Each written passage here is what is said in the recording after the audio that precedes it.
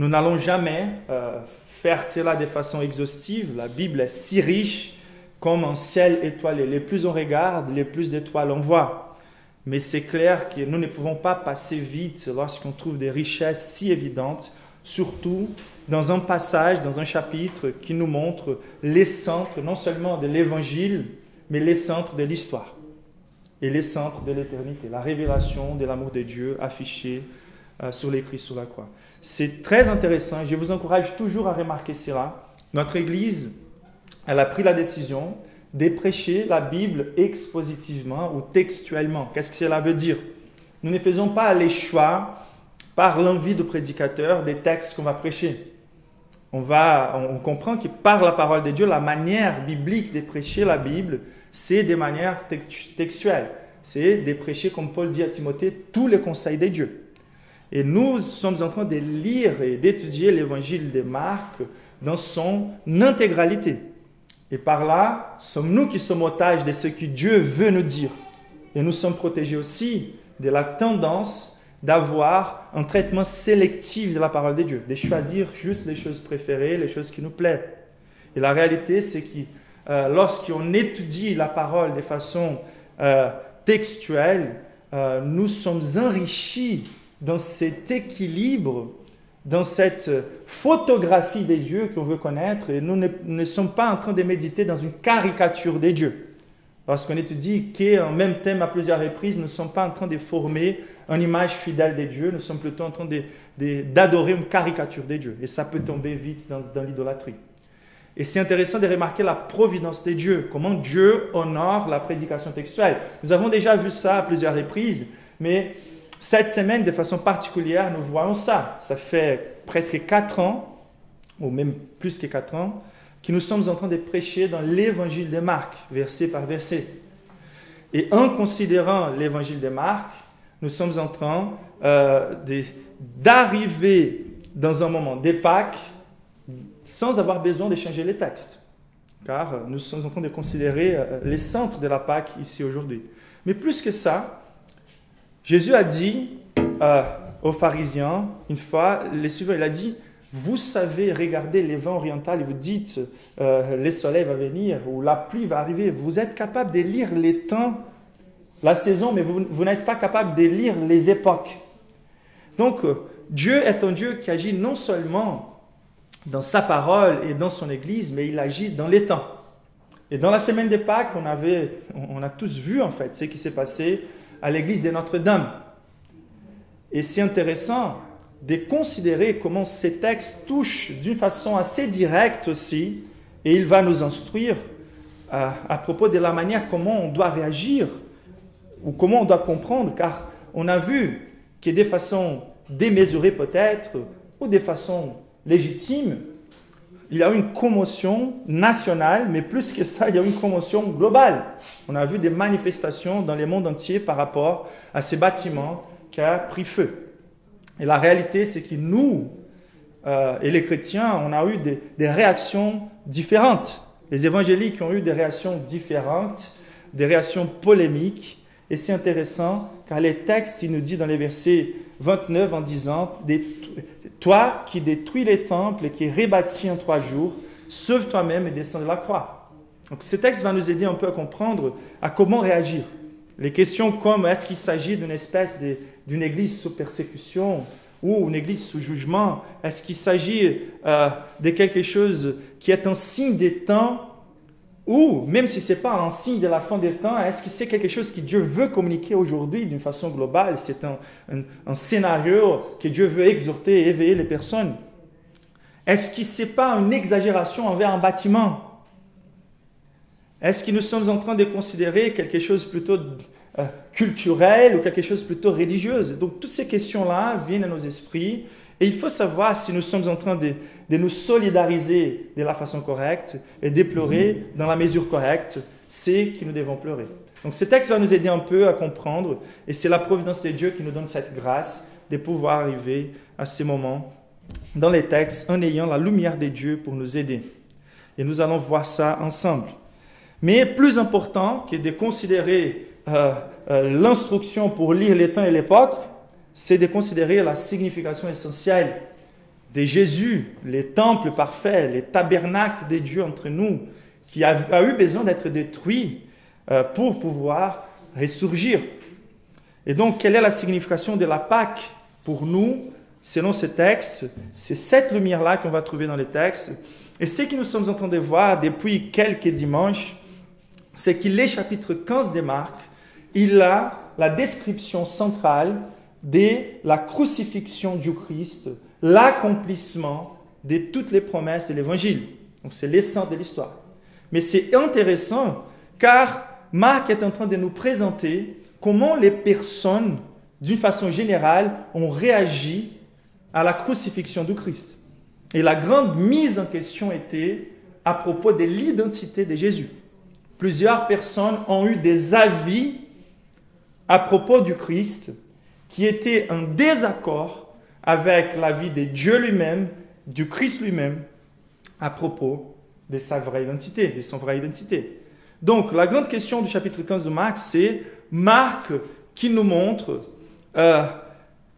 comment, malgré un accomplissement si évident des promesses de l'Écriture, ceux qui étaient attachés à leur propre version du Christ ont renoncé tout un océan d'évidence qui montrait que la crucifixion du Christ était vraiment les moyens à travers lesquels il allait sauver les peuples. Il allait accomplir son rôle messianique.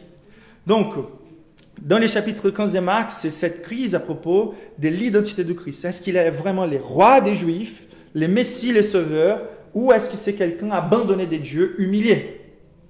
Et est-ce que ces deux choses-là sont en contraste, ou plutôt en train de se complémenter? Et donc, on a vu que surtout dans la deuxième moitié du chapitre 15, on voit les témoignages divins chaque fois plus explicites et chaque fois plus évidents, malgré et même au travers les silences du Christ. Donc, on a vu que Jésus, à un moment donné, après avoir dit des paroles à propos de soi-même, il s'est fait taire. Et là, il souffre l'humiliation, il souffre physiquement, mais il reste en silence. Et on a vu que même ces silences, en fait, c'était une manière de confirmer les prophéties bibliques. L'agneau muet mené à la boucherie. C'était l'accomplissement d'Ésaïe 53.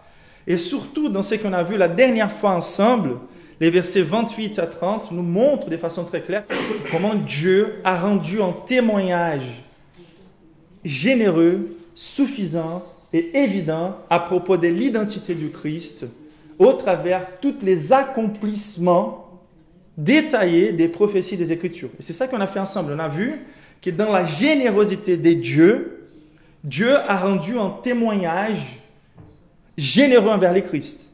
Et les versets 28 nous dit les suivants: ainsi fut accompli ce qui dit l'Écriture, car il a été mis au nombre des malfaiteurs. Et on a vu en fait beaucoup de symboles dans ces passages-là qu'on a médité ensemble la dernière fois. On a vu comment plusieurs prophéties détaillées des Écritures ont pointé et ont été accomplies. Ça veut dire que les silences de Jésus et la manière dont il a été crucifié et la manière dont les personnes l'injuriaient étaient des accomplissements parfaits et détaillés des Écritures. Ça veut dire, et là, c'était la vérité qu'on a considérée ensemble, c'est que nous sommes tous inexcusables. Êtes-vous avec moi? Nous sommes tous inexcusables lorsqu'on a accès au témoignage des dieux envers l'identité du Christ, mais que nous préférons rester avec une idée propre, personnelle à propos du Christ. Que nous ignorons le Christ ou que nous formions une vision différente de lui, c'est pas par manque d'évidence, pas par manque de témoignages de la part de Dieu. Si nous avons les moindres assez, nous sommes doublement inexcusables. Pourquoi on a dit doublement inexcusables? Car nous sommes tous, les êtres humains, on a tous un même témoignage à propos de la sainteté de Dieu, du fait que Dieu est le Créateur, et nous ne vivons pas pour les glorifier. Donc la condamnation de toute l'humanité ne dépend pas de la révélation du Christ. Nous ne sommes pas condamnés car on n'a pas connu le Christ. Nous sommes condamnés car malgré la connaissance, par la conscience et par la création du fait qu'il y a un Dieu bon et saint et juste et tout-puissant, nous ne vivons pas pour lui plaire. Donc la condamnation, c'est à cause de notre rébellion envers les créateurs. Jésus, c'est la grâce et la générosité de Dieu révélée pour sauver. Et là, qui sont les doublement condamnés? Ce sont ceux qui, en ayant accès au témoignage divin à propos de la vraie identité du Christ, ont rejeté et ont gardé leur propre avis et leur propre vision à propos de Jésus. D'accord? Ignoré, rejeté. Et donc on a dit et on a vu que ce témoignage est rendu assuré par les Écritures. Si nous vivons dans un pays où l'évangile est à la portée, si on a une Bible accessible, nous serons responsables et redevables car le témoignage de Dieu à propos du Christ est accessible à nous. Mais dans ces passages, et c'est ça qu'on va aborder aujourd'hui de nouveau, nous ne sommes pas en train de voir les témoignages divins simplement au travers des Écritures, mais ces hommes-là qui sont en train de mettre en question la nature du Christ et de se moquer du Christ, ils sont en train d'afficher aussi qu'ils ont eu accès à un témoignage des premiers mains.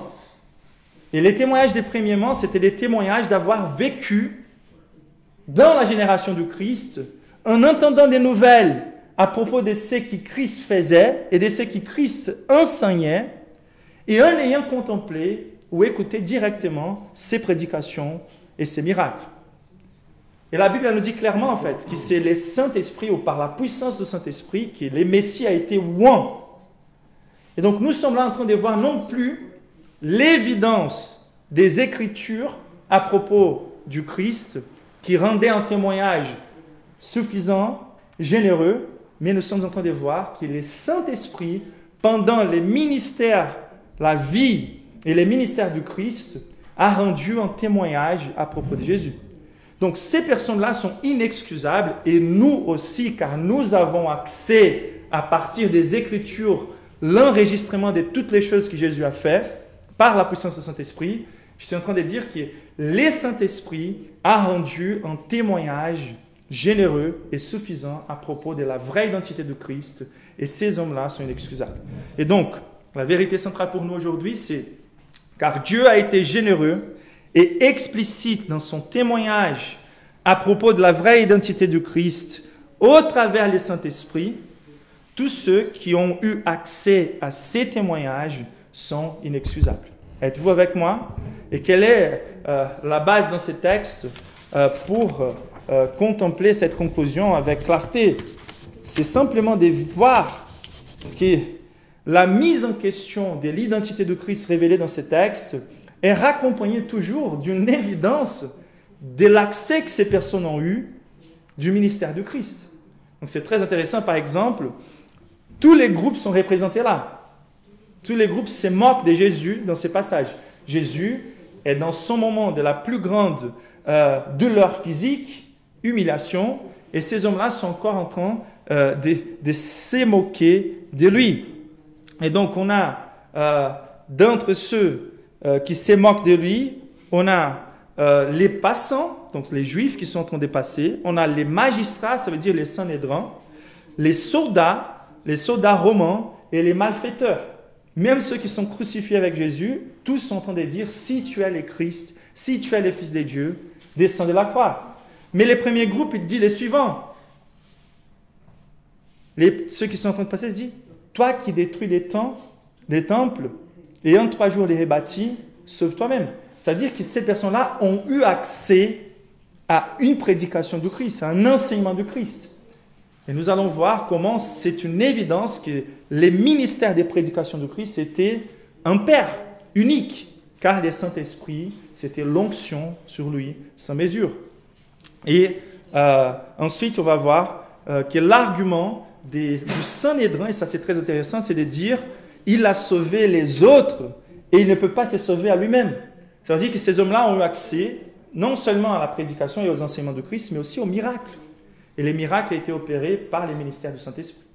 Donc ça veut dire que ces hommes qui sont en train de se moquer de Jésus dans cette génération sont les mêmes qui ont eu accès aux histoires dont la diffusion et la dimension publique de ce que Jésus avait fait, c'était intentionnel de la part de Dieu avec générosité, car le but de Dieu, en rendant témoignage envers son Fils, c'est de nous sauver.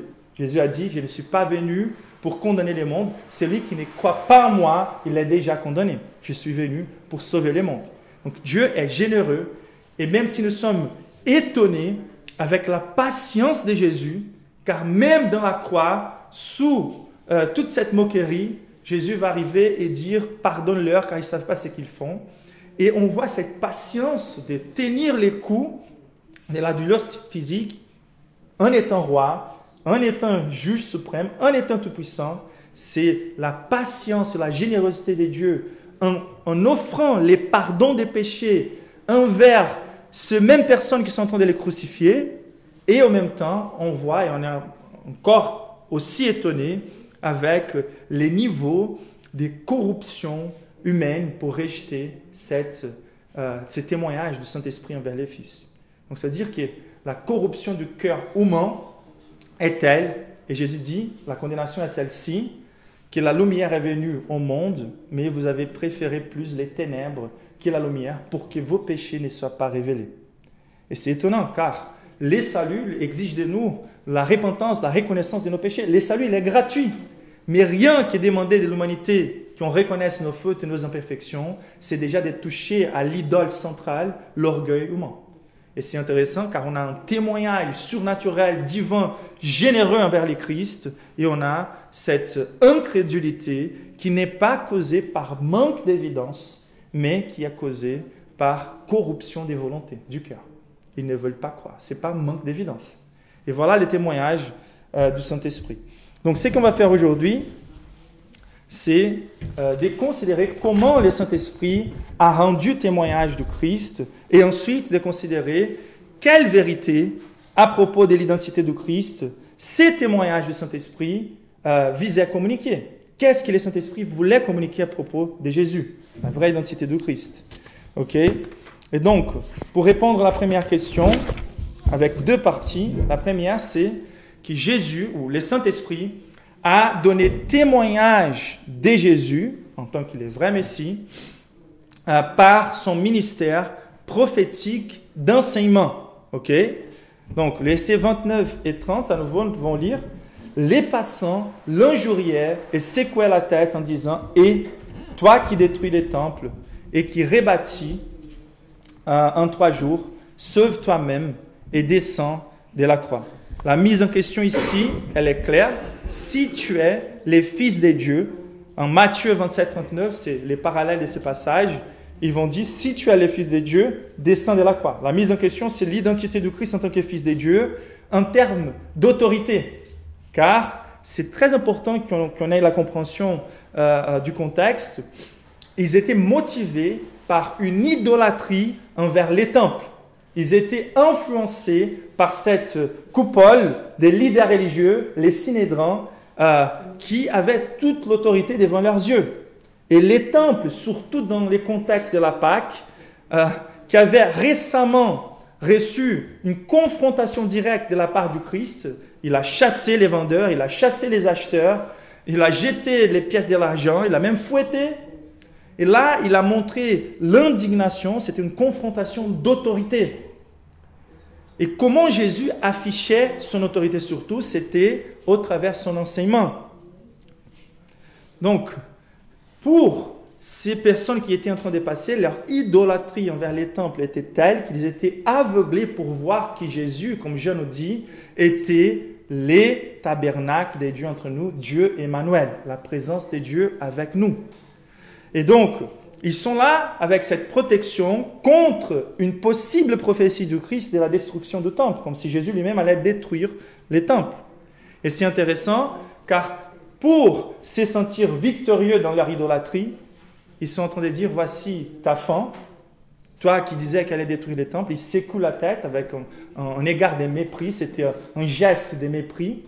Et ensuite, ils disent, et avec des blasphèmes. C'est-à-dire que la Bible elle ne va pas mentionner ces blasphèmes, mais on pourrait imaginer les sortes de profanations et des mépris dont ils ont parlé envers Jésus. Et donc c'est intéressant, car c'est comme si ils étaient en train de chanter la victoire avant les temps. Ils étaient là en train de mépriser la défaite de Jésus, mais ils étaient basés sur une interprétation très équivoque.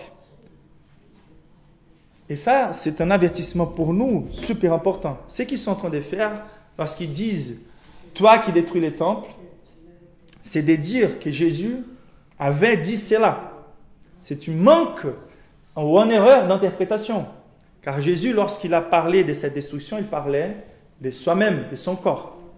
Il a prononcé la destruction du temple aussi en privé à ses disciples et de manière publique, mais pas de manière si directe comme s'il était lui qui allait faire cela. Mais c'est super important de ne pas nous laisser guider par des interprétations des paroles du Christ qui est guidé par un cœur idolâtre ou des cœurs hypocrites. L'idolâtrie du temple a fait ces hommes voir les temples, la construction, les bâtiments comme quelque chose de plus important que ce que les temples voulaient signifier. Bien sûr qu'il y aura des implications pour nous. Mais dans toutes ces erreurs-là, ils sont en train d'afficher qu'ils ont eu accès et sont inexcusables au témoignage du Saint-Esprit à propos du Christ. L'enseignement public du Christ, son caractère des prophètes, c'était la manière par excellence dont les Saint-Esprit témoignaient à propos du Fils. C'est super important. Ce qu'ils sont en train de dire à propos de Jésus, c'est car soit ils ont été présents ou soit ils ont su de cette confrontation publique entre Jésus et les pharisiens. Et je vous rappelle, tout cela commence dans cette même semaine de la Pâque où Jésus va montrer que le temple a été rendu obsolète à cause de son hypocrisie. La religion n'a aucune valeur si elle reste que dans les matériels. Si le matériel n'est pas en train de servir les spirituels, ce qu'elle vise à symboliser. Aucune chose ne se passe de façon automatique. On ne doit pas avoir aucune affection envers des choses qui sont vidées de leur signification. Et la réalité ici, c'est que dans les dimanches de Ramos, lorsque Jésus va rentrer en Jérusalem, je vous présente les contextes, car tous ces contextes-là que je vais vous présenter, c'était les contextes où Jésus, avec une autorité revêtie par le Saint-Esprit, a fait une confrontation envers l'autorité des pharisiens et il a prononcé l'hypocrisie du temple et le fait qu'il avait été rendu obsolète à cause de son idolâtrie et de son hypocrisie. Donc les dimanches de Ramos, Luc 19, 42, 44, nous montre que même si les personnes, cette même multitude qui était là en train de dire « Hosanna, les fils de David », c'était la même multitude qui avait crié après « Crucifie-le ». Mais c'est intéressant car dans ces contextes où ils sont en train de crier « Hosanna aux fils de David », Jésus, au lieu de célébrer, il accepte cette adoration et il rentre à Jérusalem, il va directement au temple et en ayant contemplé les temples, il va pleurer et prononcer, c'est les premiers prononces de la désolation d'Israël, de Jérusalem. Combien de fois j'ai voulu vous recueillir comme la poule sous ses ailes et il parle de ces rejets d'Israël, il pleure à propos d'Israël et dans ces contextes-là, il va prononcer la désolation, la destruction. Il ne restera pierre sur pierre à Jérusalem. C'est la destruction de la ville sainte qui était importante, surtout à cause de son outil secondaire pour communiquer l'accomplissement en Christ, mais qui n'était plus en train d'accomplir son but. Et donc, Jésus va rencontrer un figuier, vous vous rappelez de ça? Et en rencontrant les figuiers, il va faire de ces signes un symbole de la condamnation du temple. Donc, le temple qui était censé communiquer Jésus n'est plus en train de communiquer Jésus, mais en train de devenir une fabrique d'idolâtrie. Et donc, dans ces contextes-là, le figuier est desséché car il a la feuille, il fait beaucoup de promesses, il a les belles pierres, tous les outils, les suprêmes sacrificateurs, tout apparemment est en train de marcher normalement, selon les rituels, avec plein de règles. Donc, il y a cet arbre-là avec l'image, cette construction avec une image pompeuse, comme si elle était en train de bénir spirituellement les personnes. Et la réalité, c'est qu'elle était comme un figuier qui n'arrive pas à fructifier. Et lorsqu'on ne donne plus les fruits, on est découpé et lancé au feu. Et la réalité, c'est que cela allait être détruit à cause de l'hypocrisie. Ensuite, il va chasser, il va revenir au temple, il va chasser les vendeurs, les acheteurs. Et en Marc chapitre 11, je vous invite à lire avec moi le verset 17.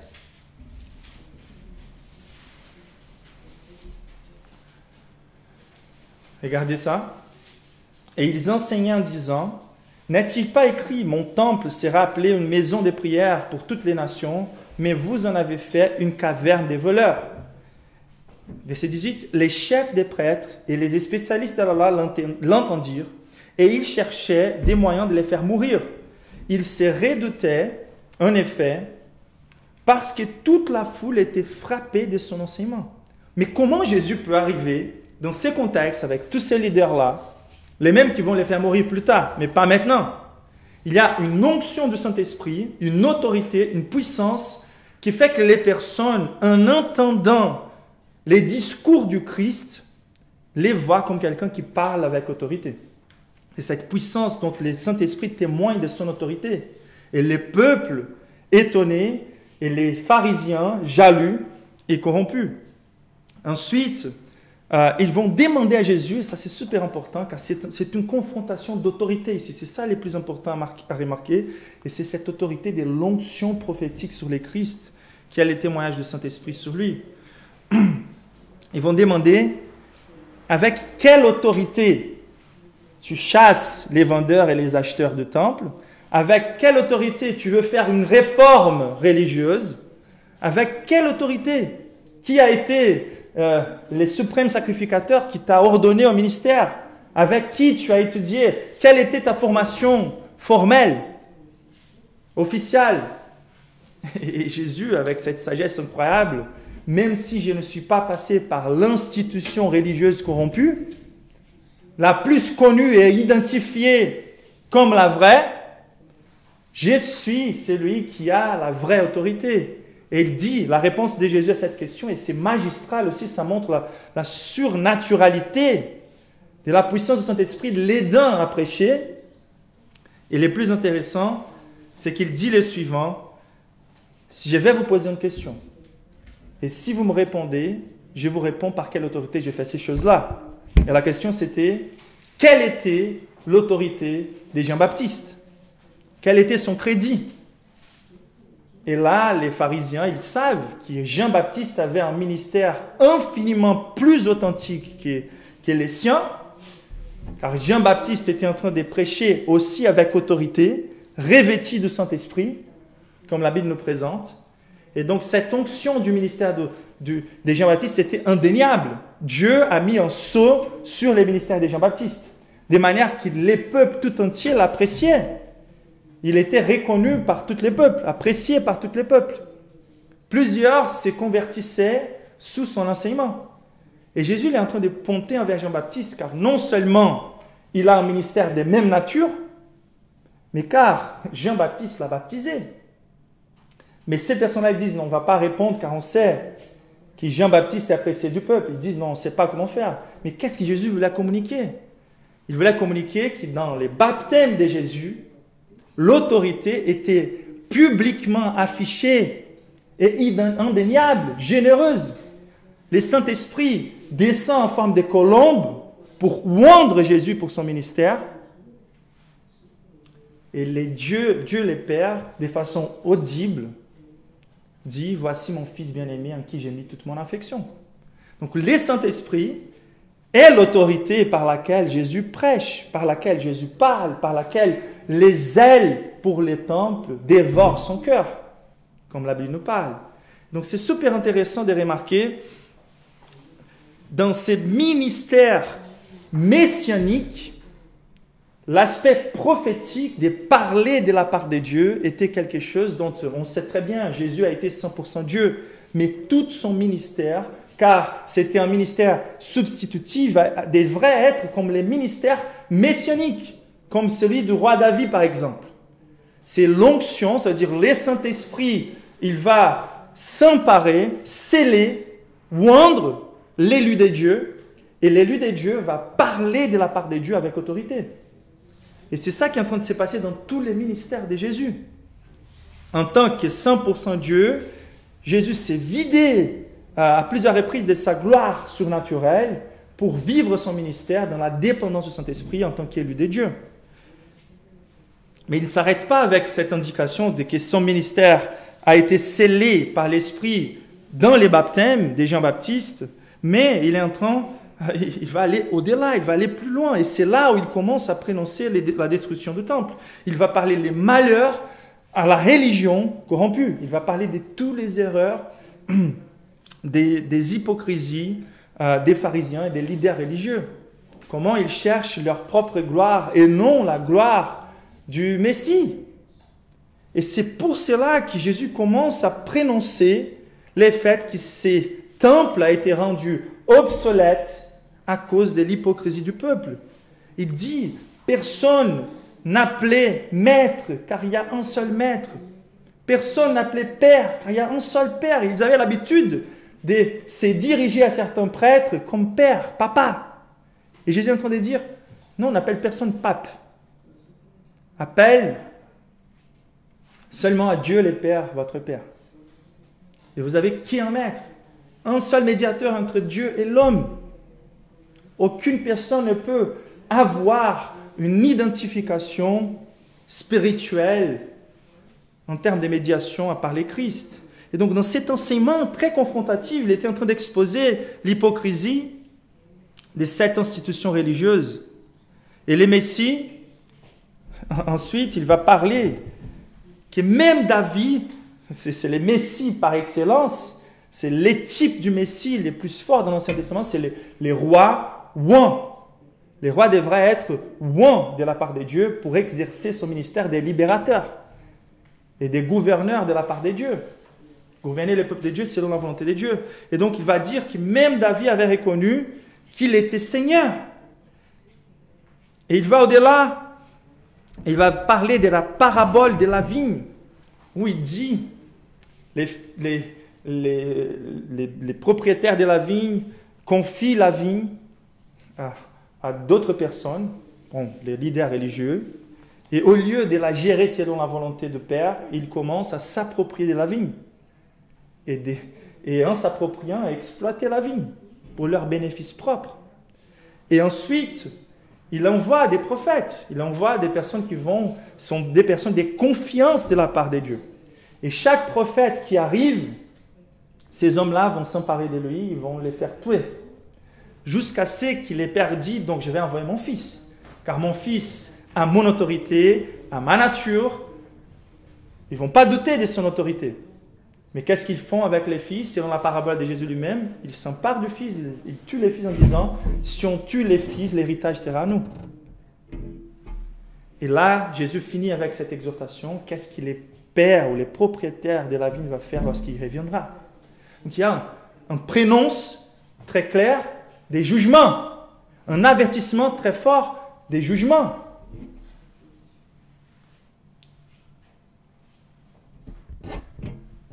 Donc, lorsqu'on va considérer comment pleurer la destruction du temple, c'est en nous rappelant que dans la considération de la destruction du temple, il y a une note d'avertissement par amour qui vise à éveiller ceux qui se trouvent dans une institution religieuse corrompue, une institution religieuse hypocrite,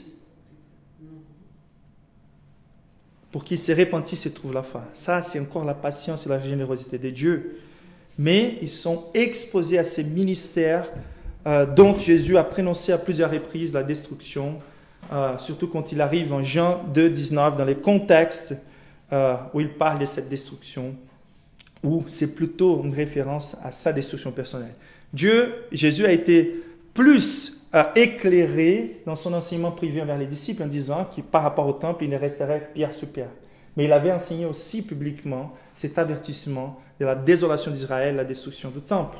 Et donc ces hommes-là ont été exposés à cette confrontation d'autorité, mais ils étaient plus attachés à au système religieux corrompu qui est à l'autorité de Jésus, clairement manifesté et rendu évident dans son ministère de prédication par le Saint-Esprit. Mais les temples ont été rendus obsolètes aussi par accomplissement. Donc il y a un côté positif, car malgré toute cette hypocrisie, Jésus allait rendre les temples obsolètes de toute manière. Il viendra un temps, il est déjà arrivé, où nous n'adorerons pas Dieu ni dans cette montagne, ni dans les temples, ni à Jérusalem. Mais les vrais adorateurs du Seigneur adoreront à Dieu en esprit et en vérité. Il y avait une base utilitaire dans l'Ancien Testament, un outil pour les temples qui voulait communiquer la gloire et tout ce qui était nécessaire pour s'approcher de la présence de Dieu. Ok? C'était de communiquer l'environnement parfait qui nous attend à la gloire. C'est pour ça que les temples étaient glorieux, pompeux, etc. Et c'est très intéressant. Pour accéder à la présence de Dieu, c'était nécessaire des infinis rituels de purification, dès les sacrifices de l'agneau pascal, jusqu'à les plus on s'approche du Saint des Saints, de l'Arche de l'Alliance, la présence de Dieu avec nous, les plus on doit se purifier, et plein de trucs qui pointaient vers Jésus. Donc il y avait un aspect utilitaire dans les temples. Donc c'était la nécessité de l'expiation, la nécessité de Jésus, la purification, la taille de la purification et la taille du Christ. Et les contextes glorieux qu'on trouvera dans l'accomplissement final à la gloire. Donc, à partir du moment où les temples ont été détruits, on n'a aucune promesse de la part du Christ que ces temples, je vais répéter, aucune promesse de la part du Christ que ces temples allaient être restaurés. On a des interprétations variées des théologiens dans d'autres passages qui croient que les temples seront restaurés. Ce n'est pas unanime. On ne peut pas dire finalement ceci ou cela. Mais Christ n'a jamais parlé d'une reconstruction du temple. La gloire du deuxième temple sera plus grande que du premier. La première reconstruction du temple n'a pas réussi à faire un temple plus glorieux que celui de Salomon. Quelle est la gloire plus grande? C'est la gloire de la résurrection du Christ. L'accomplissement du temple, c'est l'accomplissement de la résurrection du Christ. Et en Apocalypse, c'est très clair. Ni temple on aura dans la gloire. On n'a plus besoin du temple. Donc, on n'a pas des bases bibliques dans le Nouveau Testament pour être encouragé à construire des bâtiments qui soient si glorieux, si pompeux. Un bâtiment a son utilisation, a son usage, mais Jésus est déjà venu, il est déjà symbolisé suffisamment par une croix simple et vide, car il est dans la gloire. Et nous n'avons pas besoin d'avoir un contexte qui soit si pompeux, si glorieux, surtout si construit par l'exploit des personnes. Et donc, l'utile du temple, c'était de pointer vers le Christ. Et Jésus aimait les temples, c'est pour ça qu'il a chassé. Il voulait que les temples accomplissent sa signification. Il a vu comment les leaders religieux hypocrites étaient en train de gêner la compréhension des personnes pour l'utile qui était les temples. Et donc, la Pâque, qui trouvait son accomplissement dans les contextes du temple, communiquait cette expiation que Jésus a accomplie à la croix en prenant sur lui. Il est le vrai anneau pascal, il est le vrai Emmanuel, il est la vraie arche de l'alliance. Dieu avec nous. Emmanuel, c'est les transcendances se faisant émanant. Et donc Jésus, il est, selon Jean chapitre 1, la parole faite chair pour habiter avec nous.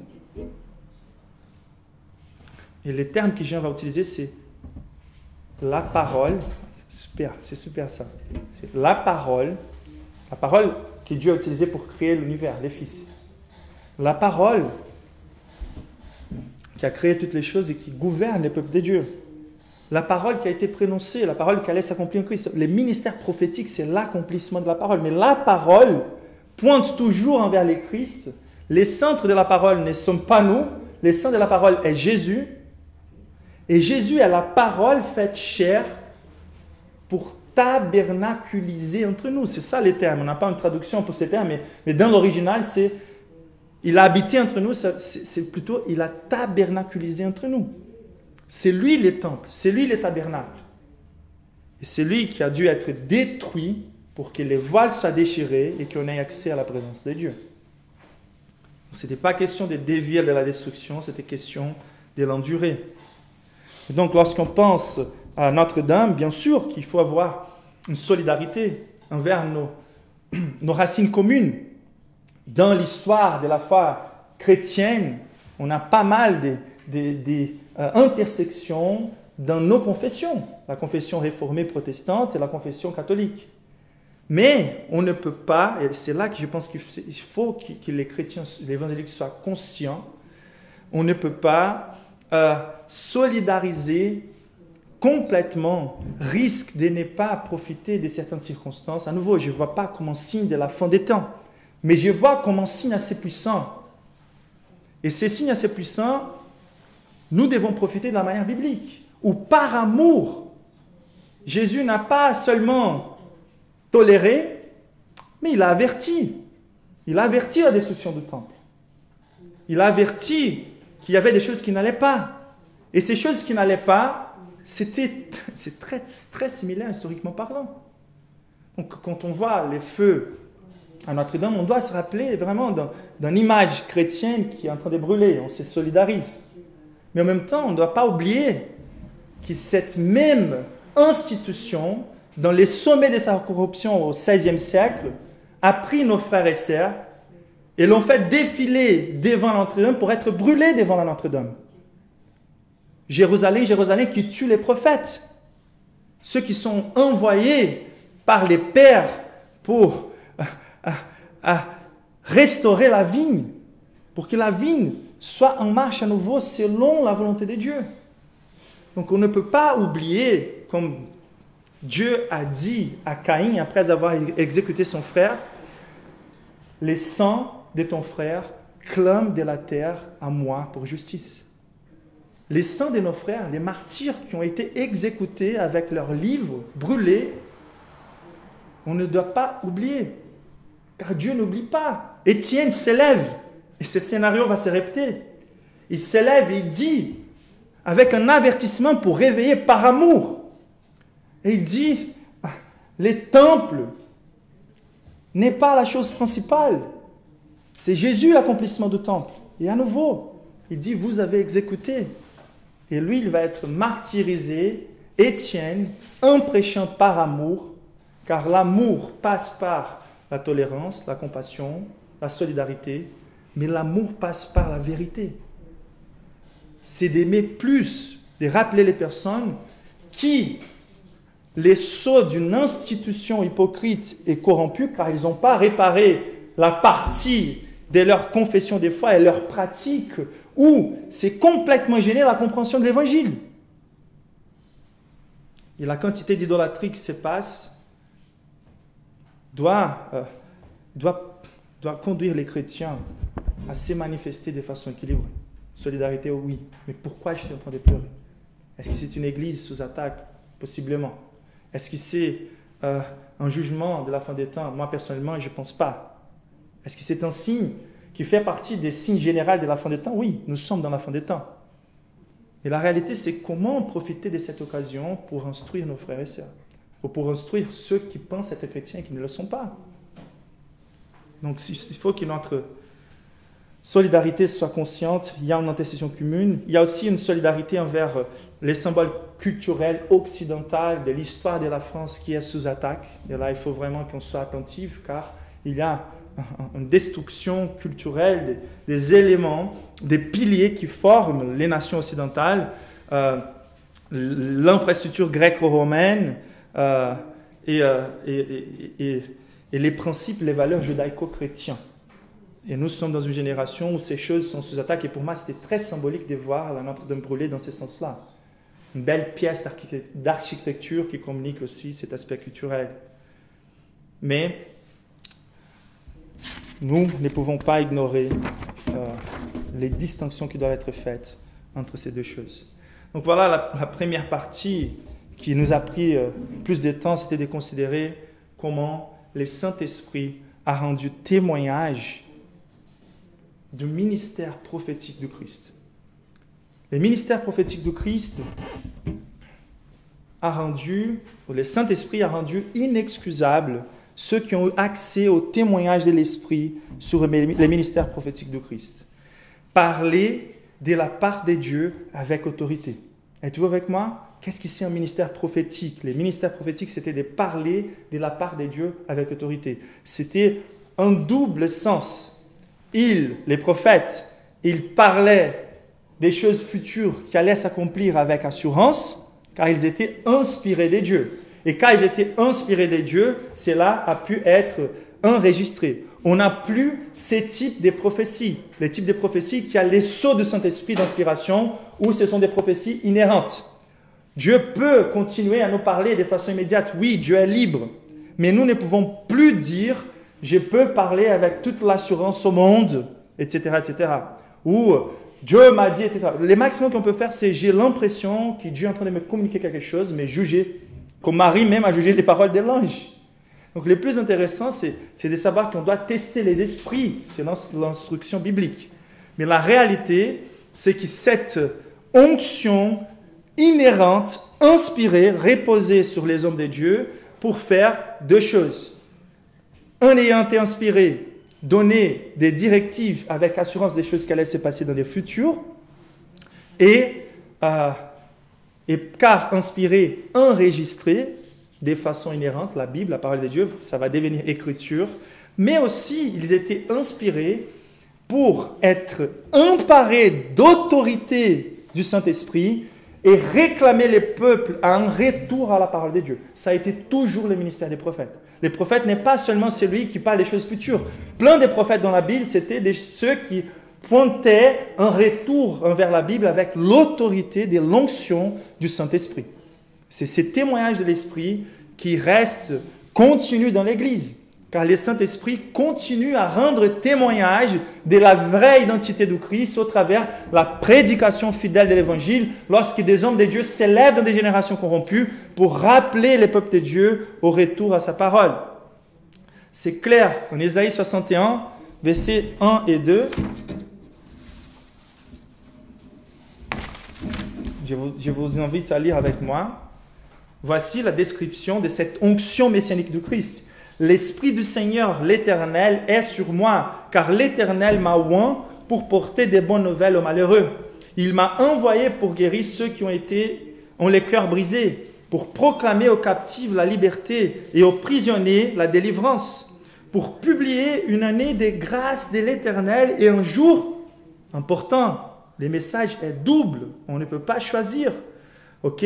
Une année de grâce, c'est l'emphase, c'est la grâce, c'est l'opportunité, c'est le pardon, mais un jour de vengeance de notre Dieu pour consoler tous les affligés. La consolation se trouve dans les pardons des péchés, mais dans les jours de la vengeance, les règlements des comptes, l'impunité finalement punie. Consoler tous les affligés pour accorder aux affligés des Sion. Ignorer en fait la juste colère de Dieu contre l'injustice, c'est de dire que Dieu peut s'emporter avec la méchanceté. Et nous avons besoin que Dieu soit glorifié par sa justice aussi. Pour accorder aux affligés des Sion, pour leur donner un diadème au lieu des cendres, une huile de joie au lieu de deuil, un vêtement de louange au lieu d'un esprit abattu, afin qu'on les appelle des térébintes de la justice, une plantation de l'Éternel pour servir à sa gloire. Donc le ministère de Jésus, c'était l'accomplissement d'Ésaïe 61, où le Saint-Esprit s'empare de lui. La Bible nous dit qu'il a reçu sans mesure l'Esprit de Dieu. Et la connexion de ces passages, c'est de dire qu'il a reçu sans mesure l'Esprit de Dieu. C'est Jean 3, 31. 34. Car c'est lui que Dieu a envoyé et dit les paroles de Dieu, parce que Dieu ne lui donne pas l'Esprit sans mesure. Les pères aiment les fils et il a remis toutes choses entre ses mains.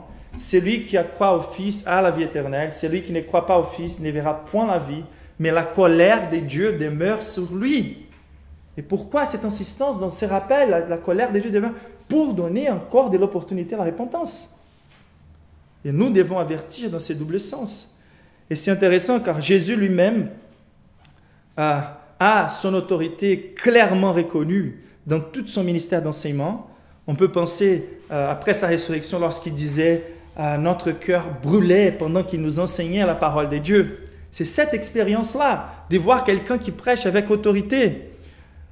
Matthieu 7, la fin du sermon sur la montagne.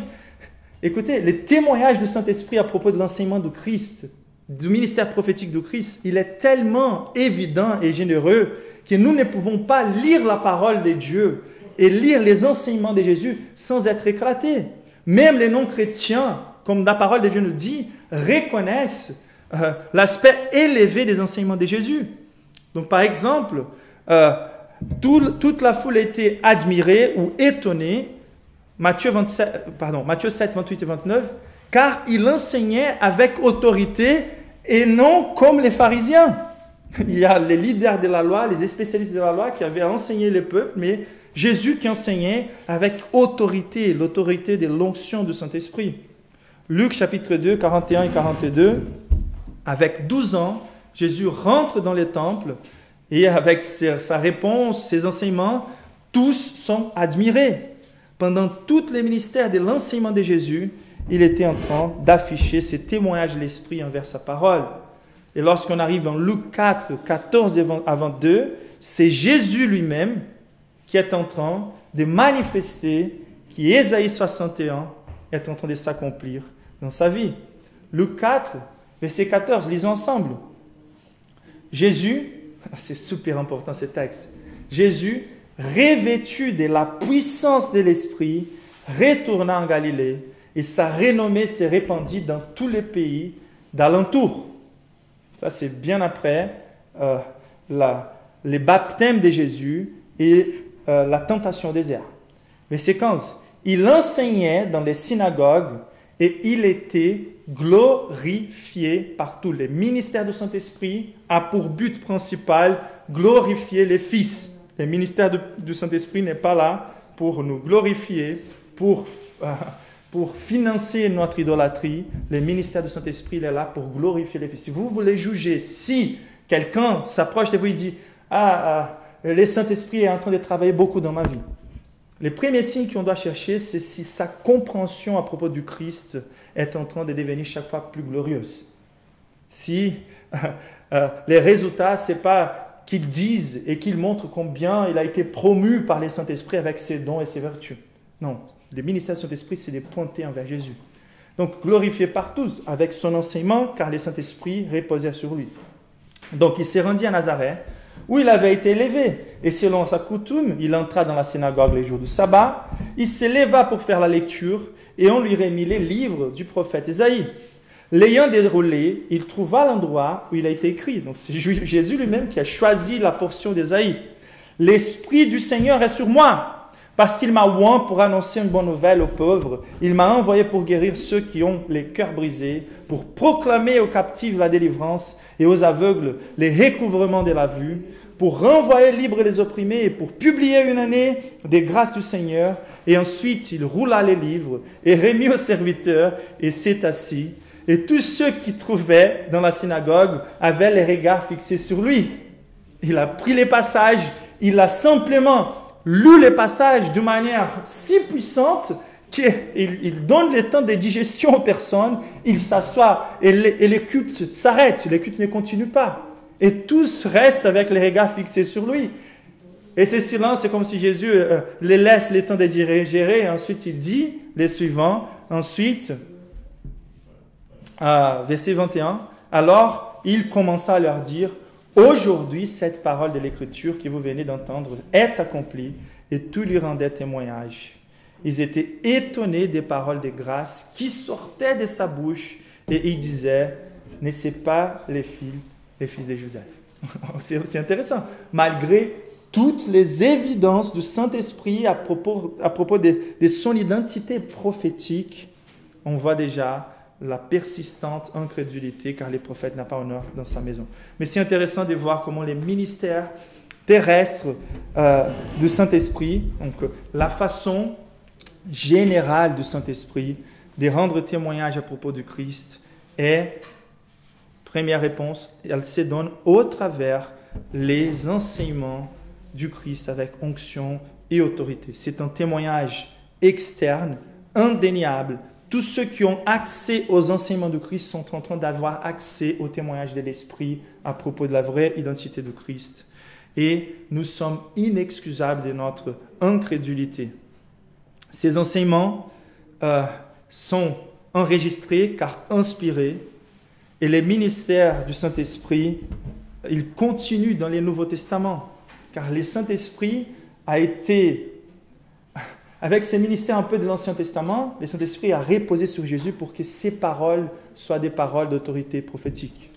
Mais ensuite, avec la descente du Saint-Esprit dans la Pentecôte, Jésus a promis que le Saint-Esprit allait reposer sur l'Église pour que le Saint-Esprit nous rappelle de toutes les choses que Jésus avait enseignées et que l'Église proclame avec autorité et courage les paroles que, que Jésus avait enseignées, toutes les choses. Attention, l'Église, lorsque le Saint-Esprit est au travail, l'Église est en train de prêcher les paroles de Jésus à propos de soi-même. Ce n'est pas à l'Église de s'adapter au goût du client. Descends de la croix et on va croire que tu es le Fils de Dieu, que tu es le Messie. Et Jésus n'est pas en train de rencontrer ces hommes dans leurs conditions. Et l'Église ne doit jamais vouloir rencontrer les hommes dans leurs conditions. Ah, mais si j'ai réagi de cette manière, ils vont me tenir par un fanatique ou quelqu'un qui n'a pas d'amour. Nous sommes dans la génération de la tolérance. Si je parle les choses de façon avertissante, la manière dont Dieu a établi que les hommes seraient sauvés passe par la conviction des péchés et par la repentance. Par les ministères prophétiques. Qu'est-ce que les disciples priaient après la persécution? Un acte des apôtres. Est-ce qu'ils ont prié, Dieu, délivre-nous de la persécution? Non, ils ont prié, donne-nous encore plus de courage pour annoncer ta bonne nouvelle, dans tes termes. Et c'est ça les ministères du Saint-Esprit, qu'on va trouver un acte des apôtres. Et c'est ça les ministères du Saint-Esprit continuent dans la vie de l'Église aujourd'hui. Si nous voulons voir les personnes sauvées, on doit se rappeler que Dieu était un Christ réconciliant le monde avec soi-même et il nous a confié la parole de la réconciliation. C'est comme si Dieu était en train de vous exhorter au travers nous, l'Église. Comment les personnes sont sauvées? Lorsque l'Église prêche la parole de Jésus à propos de la vraie identité de Christ, en appelant les personnes à la repentance avec fidélité à la parole de Dieu. Les ministères centraux du Saint-Esprit dans ces ministères prophétiques, et ce sont des mots de Tozer, il dit que là où le Christ est glorifié, là où la gloire du Christ est présentée selon la parole de Dieu, là, le Saint-Esprit est attiré comme les abeilles sont attirées à la fragrance des fleurs. C'est là où il se trouve à sa maison, c'est là où il va travailler, dans tous les réveils de l'histoire, les vrais réveils de repentance, de salut, de foi. C'était la prédication fidèle de la gloire de Jésus affichée à la croix. Et scandale pour les Juifs, folie pour les Grecs. J'ai décidé de rien savoir entre vous que Christ est celui-ci glorifié. Puissance de Dieu, sagesse de Dieu. C'est comme ça que les personnes seront sauvées. On a besoin d'avoir moins de stratégies humaines, moins d'adaptation au goût des clients et plus de fidélité aux paroles de Dieu révélées dans la Bible, dans les Écritures. Plus de prières, plus de dépendance du Saint-Esprit. Les ministères externes rendent tous inexcusables. Lorsqu'on prêche la parole de Dieu, toujours des résultats sont en train de se passer. Soit les personnes sont en train de devenir plus condamnées et plus conscientes, soit les personnes vont se convertir. Mais c'est à nous de prêcher avec fidélité, c'est au Saint-Esprit de rendre les témoignages et c'est à l'Église de faire confiance à la prédication de la parole de Dieu. Dieu continue à exhorter au travers de son Église par la prédication de l'Évangile.